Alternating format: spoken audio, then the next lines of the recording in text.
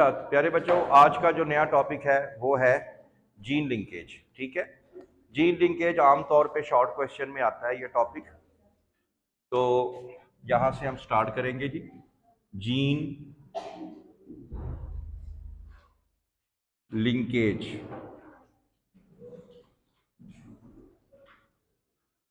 Gene linkage जो है, सबसे पहले जीन लिंकेज की हम डेफिनेशन बताएंगे कि जीन लिंकेज की डेफिनेशन क्या है, क्योंकि शॉर्ट के लिए तैयार करनी है आप लोगों ने। तो इसकी डेफिनेशन कुछ यूं होगी कि द फिनोमिना ऑफ स्टेइंग, ठीक है, the phenomena of staying more than one gene, more than one gene on a chromosome, on a chromosome। तो प्यारे बच्चों, बात यह है कि जैसे मुसाफिर ज़्यादा होते हैं और बसें थोड़ी होती हैं, जाहिर सी बात है, तो एक बस के ऊपर कई कई मुसाफिर बैठते हैं। इसी तरह हमारे जो जीन्स हैं, पूरे बॉडी में जितने भी हमारे हर सेल्स के अंदर जितने भी जीन्स हैं, वो मिलियंस या थाउजेंड्स और हंड्रेड्स की तादाद में होते हैं। जीन्स बहुत ज़्यादा होते हैं, थाउजेंड्स इवन हंड्रेड्स। तो क्या होता है कि फ़र्ज़ करते हैं ये हमारे पास क्रोमोसोम है, तो एक एक क्रोमोसोम पे कई कई हज़ार जो हैं वो क्या होते हैं, जीन्स होते हैं। और आपकी हर ट्रेट का जीन होता है, जैसे आपने देखा ब्लड ग्रुप का जीन है, पॉजिटिव नेगेटिव RH का जीन है, आई कलर का जीन है, स्किन कलर का जीन है, ऐसे ही है ना। तो इसको हम कहते हैं जीन लिंकेज। ओके, तो एक ही क्रोमोसोम पे कई कई जीन्स का रहना, एक ही बस के ऊपर कई कई मुसाफिरों का बैठना। बेसिकली मुसाफिर क्या है, किसके साथ लिंक्ड हुए, बस के साथ। बस खाई में जाएगी तो मुसाफिर डेफिनेटली कहाँ गिरेंगे, खाई में गिरेंगे। तो इस तरह जहां जहां क्रोमोसोम जाता है, फिर वहीं वहीं जीन्स भी साथ जाते हैं। बात समझ में आ गई है। तो ये जो जीन लिंकेज होता है, ये दो तरह के होते हैं।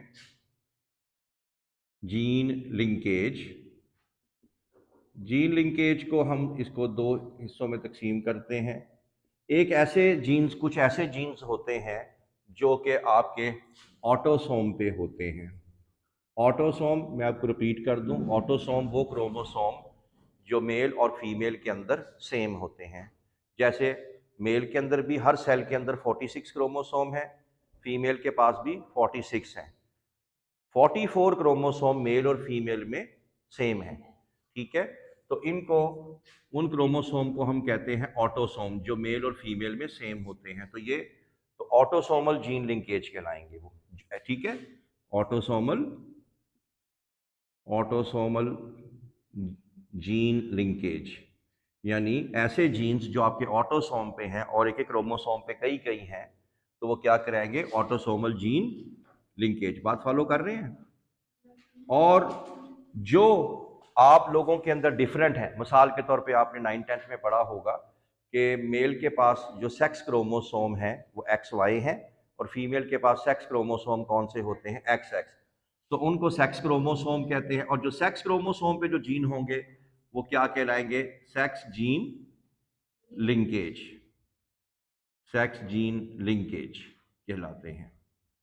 ठीक है, तो ये आप लोगों ने बताना है कि जीन लिंकेज आगे दो तरह के हैं, ऑटोसोमल जीन लिंकेज और sex chromosome gene linkage. Clear, समझ में आ गई। उसके बाद आप लोगों ने ये बताना है कि जितने भी आपके पास पेयर होते हैं, जैसे ये देखें आपके पास कितने पेयर हैं, 23।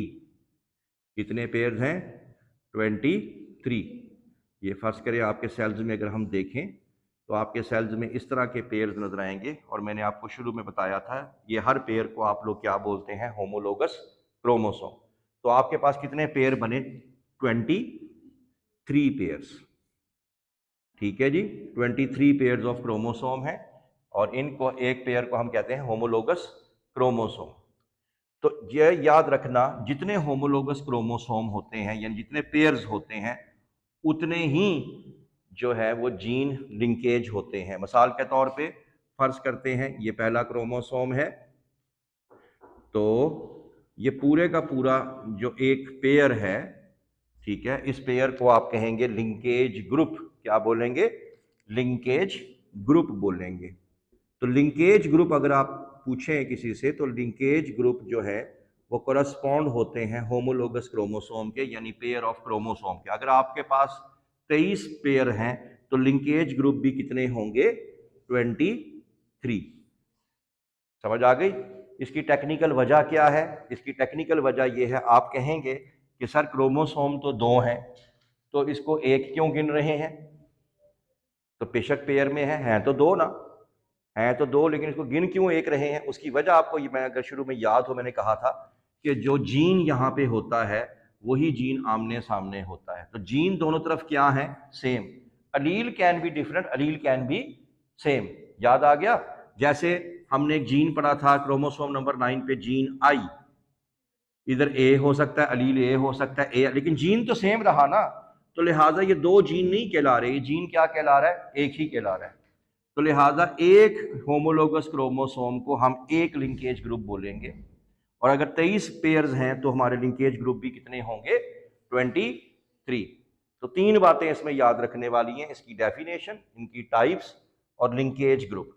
लिंकेज ग्रुप जो होते हैं यानी ये जो पेयर होते हैं ये act as an block, act as an block. An block का मतलब होता है एज अ यूनिट, यानी इस पे क्रोमोसोम जो है एज अ यूनिट, जैसे आप एक बस में सवार हैं तो सारे के सारे मुसाफिर जो हैं वो एक बस के साथ क्या है?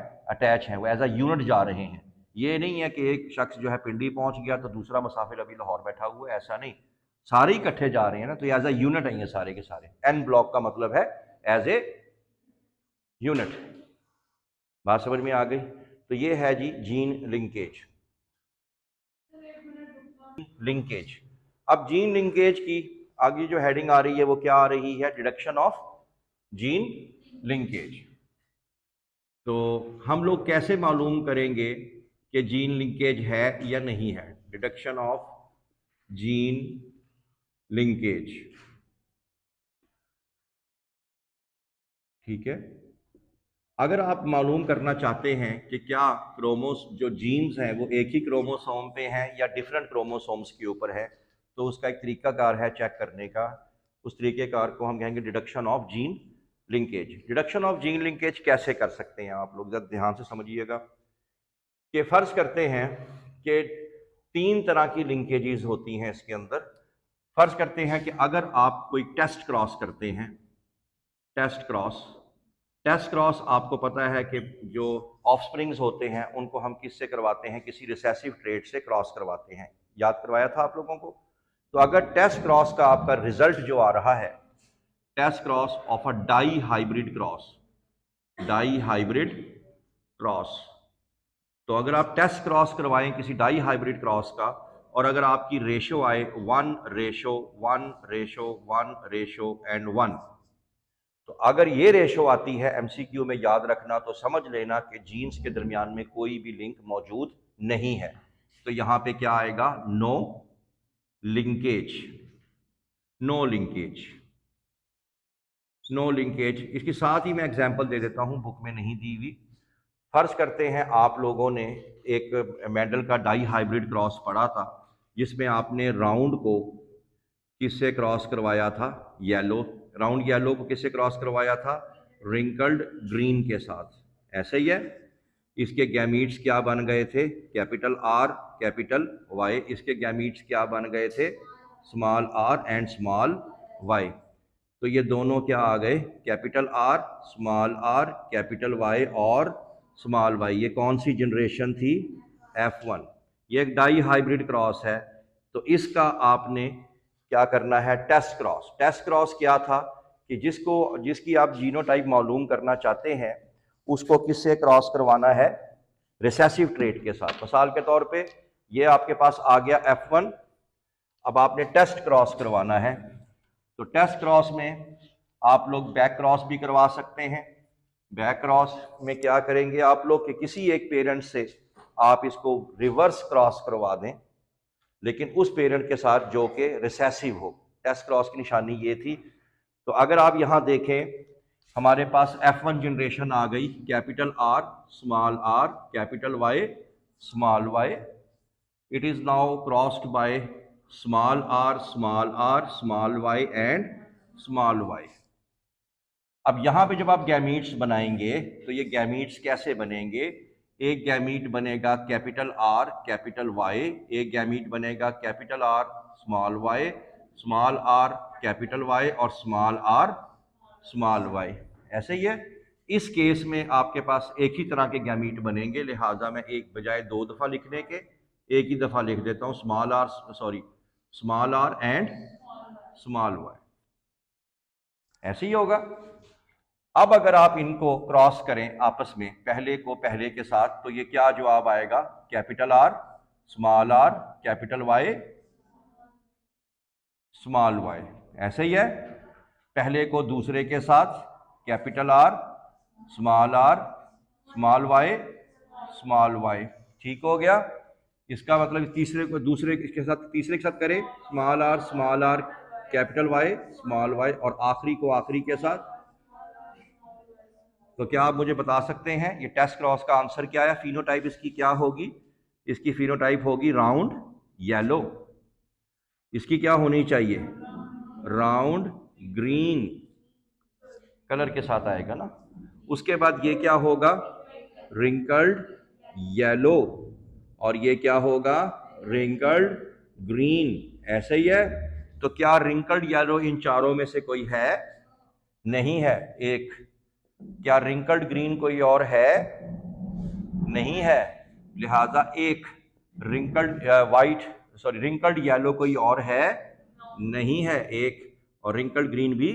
तो इसका मतलब ये हुआ कि ये जो आपके चारों अलील्स हैं ये अलग अलग क्रोमोसोम पे हैं। समझ आ गई? इसका मतलब मैं क्या लूं? इट इज अ लिंकेज और नो लिंकेज। हर एक जीन अपने अपनी बस पे बैठा हुआ है। बस बोले तो क्रोमोसोम। साथ ही एग्जाम्पल भी दे दी मैंने। नहीं समझ आई बात की? अब आगे देखते हैं जी। तो पहली किस्म आ गई जीन लिंकेज की। तो हमें पता, अगर आपके पास रेशो आ जाए 1:1:1:1, इसका मतलब है तमाम मुसाफिर अलग अलग बसेस पे बैठे हुए हैं। समझ आ गई बच्चों? समझ भी कुछ आ रही है कि नहीं? ठीक है, ठीक है। तो हर एक अलग अलग बस पे बैठे हुए हैं, अलग अलग क्रोमोसोम पे बैठे हुए हैं। Number 2 condition, deduction of a gene linkage. तो अगर आप लोगों का रेशो, अगेन कौन सा जी? Die hybrid cross. कौन से वाला? Dihybrid cross. और अगर अब आपकी रेशो आती है कौन सी वाली? अब आपकी रेशो क्या आ रही है? 3:1। डाई हाइब्रिड क्रॉस की रेशो क्या आ रही है? 3:1।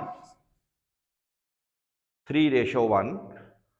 तो फिर भी जो है आप समझ जाना कि अब इसको हम क्या बोलेंगे? इसको हम बोलेंगे, कौन सी रेशो बोलेंगे? इसको बोलेंगे कंप्लीट लिंकेज। कौन सी लिंकेज? कंप्लीट लिंकेज और टाइट लिंकेज।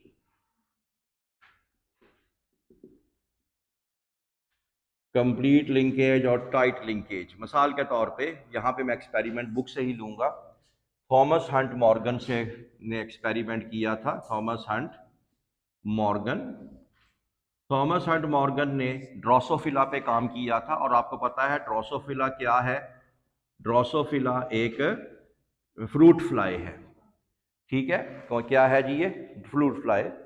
और इन्होंने एमसीक्यू में याद रखना, इसके अंदर 85 ट्रेड्स होते हैं ड्रोसोफिला में जो स्टडी किए गए। 85 ट्रेड्स। जैसे मेंडल ने कितने ट्रेड्स किए थे? पी में 7 ट्रेड्स थे। तो ड्रोसोफिला में ट्रेड्स होते हैं 85। अब एग्जाम्पल लेते हैं इसके अंदर। इसमें क्या है कि जो एक ट्रेट ऐसा भी है जो कि एब्डोमेन पे है। एब्डोमेन, जो फ्रूट फ्लाई का एब्डोमेन है, 2 तरह का है। इसके अंदर एब्डोमेन ब्रॉड भी हो सकता है और नैरो भी हो सकता है, नैरो। इसी तरह विंग्स, विंग्स इसके अंदर लॉन्ग भी हो सकते हैं और इसमें विंग्स जो हैं वो शॉर्ट भी हो सकते हैं, लॉन्ग भी हो सकते हैं और शॉर्ट भी हो सकते हैं। तो बस इसी से अब ये कौन सा क्रॉस बन गया? Dihybrid cross. क्यों? क्योंकि हम कितने ट्रेड्स स्टडी कर रहे हैं इसमें? 2 ट्रेड, ठीक है। तो लिहाजा अब इसका हम निकालते हैं। और आपको ये भी पता है कि जो मेंडल ने कहा था कि डाई हाइब्रिड क्रॉस की रेशियो क्या आती है? 9 3 3 एंड 1, 9 3 3 1 आती है। लेकिन अगर आप देखें, अगर ये लिंकेज होगा तो ये वेरिएशन, ये डेविएशन कैसे आएगी? तो मैं इसको बना के दिखाता हूं। इसके अंदर ये देखें, ये क्रोमोसोम है, this is the chromosome. Pair में ये एक पेयर आ गया, ये फीमेल का यहां पे क्रोमोसोम का पेयर बना लेते हैं। अच्छा जी, अब मैं ब्रॉड विंग को शो करता हूं कैपिटल बी से। किससे शो करूंगा? Capital B and capital B से। और ब्रॉड विंग वाली जो मक्खी है ड्रोसोफिला, उसके जो विंग्स हैं वो क्या है? लॉन्ग है। क्या है? लॉन्ग है। तो मैं इसको यहाँ पे कैपिटल वी जी लिख देता हूँ। हालांकि यहाँ कुछ और कैपिटल एल भी लिखा जा सकता है, लेकिन मैं क्योंकि बुक में चल रहा हूँ इसलिए मैं वही एग्जाम्पल दूंगा जो बुक में लिखी हुई है, कैपिटल वी एंड जी। इसका मतलब ये हुआ कि ये जो मक्खी है इसके ना सिर्फ एब्डोमेन ब्रॉड है बल्कि इसके विंग्स भी क्या हैं? लॉन्ग हैं, ठीक है। दूसरी मक्खी के साथ इसका क्रॉस हो रहा है, डेफिनेटली ऑपोजिट जेंडर की होगी, स्मॉल बी स्मॉल बी। इसका जो क्या होगा? एब्डोमेन नैरो होगा और ये होगा स्मॉल वीजी, स्मॉल वीजी यानी vestigial wing. Vestigial wing book में यूज किया गया है, यानी छोटे विंग्स। समझ आ गई? अब अगर आप लोग इसको क्रॉस करें तो क्या होगा? आपको पता ही है कि एक ही तरह के क्रोमोसोम बनेंगे, एक ही तरह का गैमीट बनेगा। मिसाल के तौर पे मैं एक ही लिख देता हूं, एक तरफ क्या आ जाएगा? कैपिटल बी और एक तरफ क्या आ जाएगा? Capital V. मुझे दूसरी तरफ नहीं लिख रहा क्योंकि कॉमन है, कोई बात नहीं। यहां भी कॉमन निकाल लेते हैं। यहां भी क्या आएगा? एक तरफ क्या आ जाएगा? स्मॉल बी और इधर क्या आ जाएगा? Small V. दोनों को क्रॉस किया, दोनों को क्रॉस करने के बाद बना जाइगोट, और जाइगोट बनने के बाद क्या आएगा? Capital B, capital V, small B and small V. इसका मतलब ये हुआ कि ये जो जनरेशन पैदा हुई है इसके अंदर जो एब्डोमेन होगा वो क्या होगा? ब्रॉड होगा और विंग्स क्या होंगे? लॉन्ग होंगे, क्योंकि capital V is dominant over small V. अब अगर आप इसको क्रॉस करें इसी के साथ, ठीक है, तो फिर क्या होगा? Capital V and small V, और फिर यहां क्या आएगा? स्मॉल बी एंड, ऐसा ही है। तो पहले को पहले से क्रॉस करेंगे तो क्या आएगा आपके पास? पहले आएगा कैपिटल बी और कैपिटल वी। इधर से पहला क्या आएगा? बोलें, कैपिटल बी और कैपिटल वी। पहले को दूसरे से क्रॉस करें तो क्या आएगा? Capital B and capital V, और उधर क्या आएगा? Small B and small we.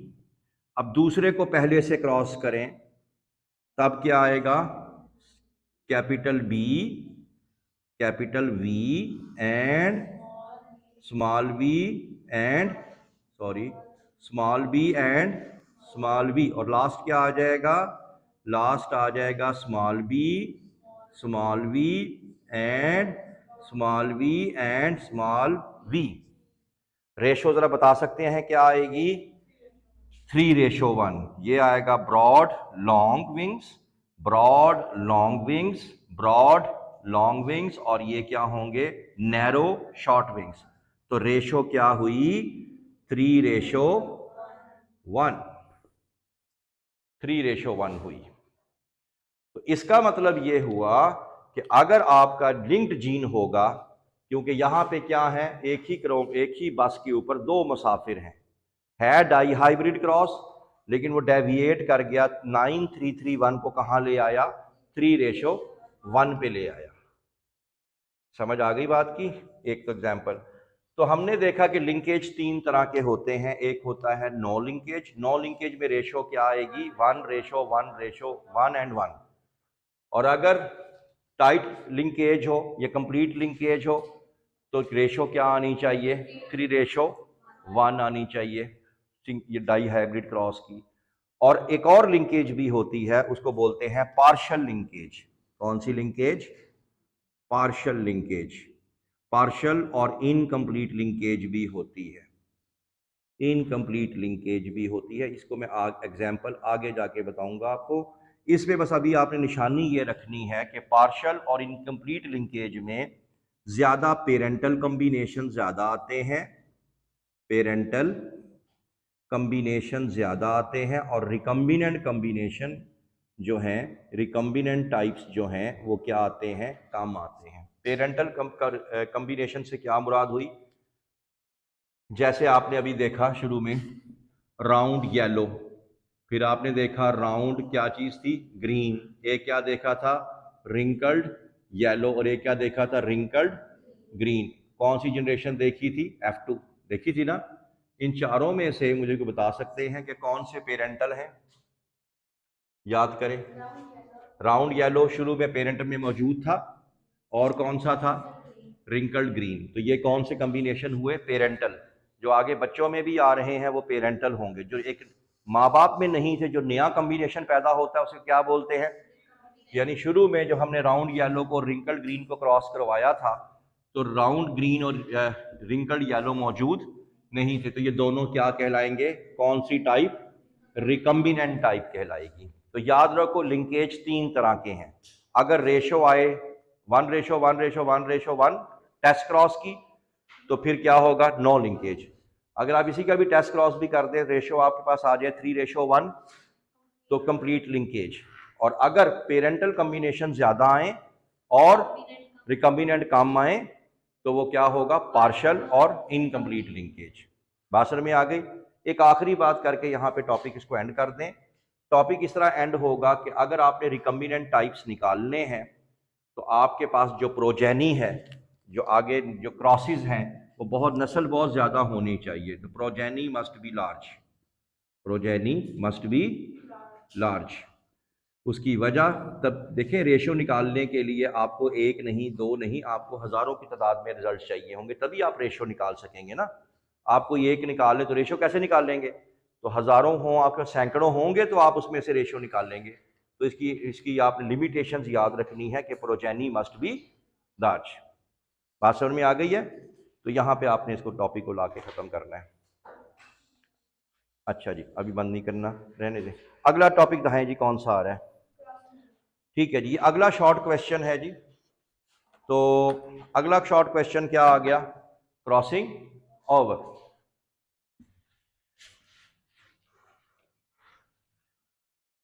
तो जो क्रॉसिंग ओवर है, क्रॉसिंग ओवर भी शॉर्ट क्वेश्चन में आता है। तो नेक्स्ट टॉपिक आ गया जी, क्रॉसिंग ओवर। तो इसकी भी आपने डेफिनेशन ही तैयार करनी है। क्रॉसिंग ओवर क्या है, क्रॉसिंग ओवर ये होता है कि ओवरलैपिंग हो जाती है, ओवरलैपिंग, ओवरलैपिंग ऑफ क्रोमोसोम, ठीक है, ओवरलैपिंग, ठीक है, between non sister chromatids, non sister chromatids of homologous chromosome, of homologous chromosome, ठीक है, ड्यूरिंग मियोसिस, ड्यूरिंग मियोसिस। तो याद रखना मियोसिस के दौरान ही यह क्रॉसिंग ओवर का फिनोमेना होता है। और अगर कोई पूछ ले कि मियोसिस में कौन सी स्टेज में, तो आप क्या बताएंगे, प्रोफेज 1 में, प्रोफेज 1 में होता है। कई दफ़ा पढ़ चुके हैं। और ये सपोज मैं यहाँ पे आपको बता रहा हूँ, ये देखें, ये क्रोमोसोम है, ध्यान से समझ लेना, और ये पेयर में है, तो पेयर में होगा तो कौन सा कहलाएगा? Homologous chromosome. तो ये देखें, ये हमारे पास एक पेयर आ गया, ये पेयर आ गया, और मैं आपको बता चुका हूं जो जीन यहाँ पे होते हैं वो आमने सामने वही हैं। सपोज यहाँ पे है स्मॉल ए, यहाँ पे है small B and small B.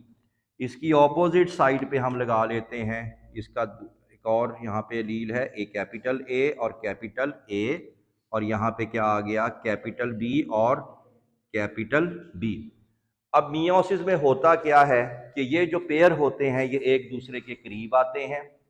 जब ये एक दूसरे के करीब आते हैं तो ये एक दूसरे के ऊपर ओवरलैप कर जाते हैं। तो ओवरलैपिंग जब करेंगे तो वो कुछ यूं दिखाई देंगे। तो ओवरलैपिंग में जैसे ये देखें, ये हमारे पास क्रोमोसोम था, ये क्रोमोसोम, तो ये क्रोमोसोम एक दूसरे के ऊपर क्या कर गए? ओवरलैपिंग कर गए। तो डेफिनेशन भी यहीं से देख लें। डेफिनेशन क्या थी? Overlapping between non sister chromatids. अब सिस्टर क्रोमाटिड और नॉन सिस्टर क्या होती है? ये एक क्रोमोसोम है, ये आपस में सिस्टर हैं। ये एक क्रोमोसोम है, ये आपस में टू क्रोमाटिड्स क्या हैं? सिस्टर। लेकिन यहां जो ओवरलैपिंग हो रही है ये सिस्टर्स में नहीं हो रही बल्कि नॉन सिस्टर्स में हो रही है। और ये ओवरलैपिंग होती भी किसमें है? पेयर में। कौन सा क्रोमोसोम है? Homologous chromosome. नहीं समझ आई बात की? अब क्या होता है? अब होगा ये कि जब ये फर्ज करते हैं इस साइड पे कैपिटल ए था, इधर कैपिटल ए था, इधर कैपिटल बी था, इधर कैपिटल बी था, और इस साइड पे हमारे पास क्या था? स्मॉल ए था, इधर भी क्या था? स्मॉल ए स्मॉल ए स्मॉल ए स्मॉल बी। ठीक हो गया। अब जब एनाफेज आता है तो ये एक दूसरे से अलग होते हैं, तो एक खास जगह से आके ये अपने आप को एक दूसरे से सेगमेंट को क्या कर लेते हैं? एक्सचेंज कर लेते हैं। सपोज मैं कहता हूं जब ये अलग हुए मियोसिस 1 और मियोसिस 2 के बाद, तो ये वाली जब टांग है, ये क्रोमाटिड है, जब अलग होगी तो ये कुछ यूं दिखाई देगी, capital A and capital B. ये जब टांग अलग होगी, हो सकता है मे बी और मे नॉट भी, हो सकता है कि ये कैपिटल ए वाला जो हिस्सा है ये किसको साथ ले जाए? कैपिटल बी वाले को साथ ले जाए, स्मॉल बी वाले को ले जाए, क्योंकि अलग हुआ तो हो सकता है ये इसको साथ ले जाए। तो जाहिर सी बात है अगर ये होगा तो ये भी हो सकता है कि हो सकता है। दूसरी पॉसिबिलिटी क्या है कि स्मॉल ए किसको ले जाए? कैपिटल बी को साथ ले जाए। इसने ओवरलैपिंग में हिस्सा नहीं लिया तो लिहाजा ये क्या रहेगा? Same, small A and small B. This is the phenomena of crossing over. तो क्रॉसिंग ओवर में क्या हुआ कि इन्होंने अपने सेगमेंट्स को क्या कर लिया? एक्सचेंज कर लिया। यहां पे आपका एक एमसीक्यू भी बन सकता है कि लिंक्ड जीन जो होते हैं ये कभी भी एक दूसरे से अलग नहीं होते, लेकिन एक तरीकेकार है लिंक जीन्स को अलग करने का, और वो क्या? वो है फिनोमेना ऑफ क्रॉसिंग ओवर। एक का जीन उधर भाग जाए और उस दूसरे का जीन पहले वाले पे आ जाए। अब ये वाला कॉम्बिनेशन क्या कहलाएगा? ये कॉम्बिनेशन कहलाएगा पेरेंटल कॉम्बिनेशन। कौन सा? Parental combination. ये कौन सा कॉम्बिनेशन कहलाएगा, बता सकते हैं? ये वाला, ये रिकम्बिनेंट कहलाएगा, क्योंकि ऊपर कोई भी ऐसा कॉम्बिनेशन पेरेंट में मौजूद। इसके बारे में क्या ख्याल है? रिकम्बिनेंट। इसके बारे में क्या ख्याल? पेरेंटल। अब सपोज मैं कहता हूं हमारे पास आंसर आता है 40% हमारे पास आ गया पेरेंटल, ये मैं हाइपोथेटिकल बता रहा हूं। रिकम्बिनेंट आ गया 10%, यहां भी रिकम्बिनेंट आ गया 10%, यहां आ गया 40%। टोटल कितने परसेंट हुआ? 100% हो गया। अब इससे आपको फायदा क्या हुआ? इससे फायदा यह होगा कि आप रिकम्बिनेंट फ्रीक्वेंसी निकाल सकते हैं या जीन लिंकेज की फ्रीक्वेंसी निकाल सकते हैं। वो कैसे? वो ये देखें, रिकम्बिनेंट फ्रीक्वेंसी फर्ज करते हैं। रिकम्बिनेंट फ्रीक्वेंसी कैसे निकालेंगे? रिकम्बिनेंट फ्रीक्वेंसी ऐसे निकालेंगे आप लोग। आप मुझे ये बताएं पेरेंटल इसमें कितने परसेंट हैं? 80% है, यानी 80 टोटल कम्बिनेशंस कितने हैं 100, ऐसे ही है, मल्टीप्लाइड बाय 100, जवाब क्या आ गया 80%। रिकम्बिनेंट टाइप कितने परसेंट हैं, रिकम्बिनेंट फ्रीक्वेंसी निकाल लें, कितने, हाँ जी, तो रिकम्बिनेंट आ गए 20 divided by 100 multiplied by 100 is equal to कितने परसेंट, 20%। तो इससे आप लोग रिकम्बिनेंट फ्रीक्वेंसी निकाल सकते हैं। लेकिन इसका क्या फायदा होगा, जो बुक में लिखा हुआ है लेकिन बताया नहीं हुआ। बुक में ये लिखा हुआ है कि इसका फायदा ये है कि ये है मैपिंग ऑफ क्रोमोसोम के लिए जरूरी होता है, mapping of chromosome. Mapping of chromosome से क्या मुराद है कि आप क्रोमोसोम का नक्शा तैयार कर सकते हैं। सपोज आपके पास रिकम्बिनेंट कितने आए जी, 20%। अगर आपके पास 20% आंसर आ रहा है या कोई और भी आ सकता है, तो आपने क्या करना है कि क्रोमोसोम को 100 इक्वल डिजिट्स में तकसीम कर लेना है। कितने कितने में, 100 इमेजिनरी लाइंस में, ख्यालाती लाइन में कर लेना है, ठीक है, एक से लेके कहां तक 100। अब आपके पास रिकम्बिनेंट फ्रीक्वेंसी कहां पे आई है, कैपिटल ए और स्मॉल बी, स्मॉल ए और कैपिटल। अगर आपका जवाब सपोज 20% आ रहा है, इसका मतलब है कि इस जीन में और इस जीन में 20 यूनिट्स का डिफरेंस है। सपोज अगर यहां पे 1 है और यहां पे है कैपिटल ए, और यहां पे 20 लाइनों के बाद, 20 लाइनों के बाद यहां पे क्या आ रहा है, बी। समझ आ गई। तो ये जितना आपके पास रिकॉम्बिनेंट फ्रीक्वेंसी आए, इसका मतलब यह है कि दो जीन्स के दरमियान इतनी लाइनों का फासला है। अगर जवाब आए 40%, तो इसका मतलब है क्रोमोसोम के अंदर ये जो दो जीन्स हैं इनके दरमियान में 40 लाइंस का, 40 यूनिट्स का डिस्टेंस है।